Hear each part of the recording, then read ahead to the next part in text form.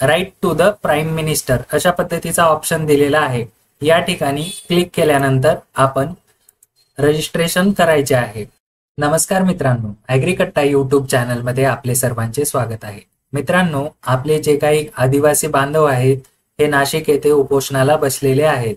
त्यांच्या प्रयत्नाला यश मिळणारच आहे, परंतु आपणही यासाठी काय प्रयत्न करतो आहोत तर आपण मुख्यमंत्री महोदय असो, आदिवासी विकास मंत्री असो किंवा महाराष्ट्र राज्याचे माननीय राज्यपाल असो, या सर्वांना आपण पत्र लिहिलेले आहे की पेसा संदर्भात जी सुप्रीम कोर्टामध्ये रखडलेली केस आहे त्या बाबतीत लवकरात लवकर काहीतरी निर्णय यावा, यासाठी आपणही प्रयत्न करतो आहोत।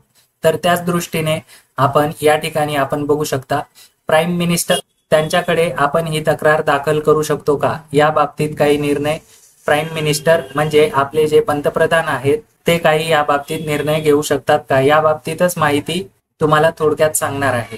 या ठिकाणी आपण पीएमओ ऑफिस कॉन्टॅक्ट असं सर्च केलेलं आहे। त्यानंतर आपल्याला या ठिकाणी बघू शकता pmindia.gov.in या साईटला व्हिजिट केल्यानंतर write to the prime minister अशा पद्धतीचा ऑप्शन दिलेला आहे।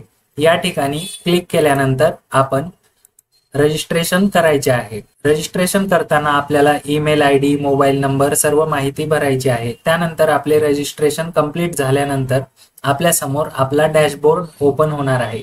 या ठिकाणी वेलकम आणि आपले समोर नाव असणार आहे। त्यानंतर आपण या ठिकाणी लॉज अ पब्लिक ग्रीव्हियन्स या ठिकाणी क्लिक करायचं आहे।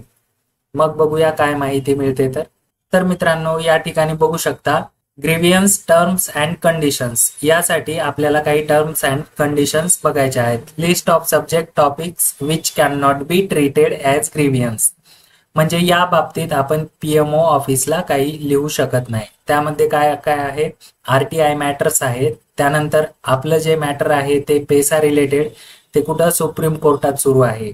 तर या ठिकाणी आपल्याला दिलेलं आहे की खालील जे टॉपिक आहेत ते कव्हर केले जाणार नाहीत ग्रीव्हियन्स मध्ये, म्हणजे आपण या ठिकाणी बघू शकता कोर्ट रिलेटेड मॅटर आपण पीएमओ ऑफिसला लिहू शकत नाही या बाबतीत। Matter related to religious belief, faith, त्यानंतर आपण सजेशन काही असतील तर त्या सजेशन टाकू शकतो। अशा पद्धतीने बघू शकता आपण पीएमओ ऑफिसला आपण पेसा केस बाबतीत माहिती आपण विचारू शकणार नाही।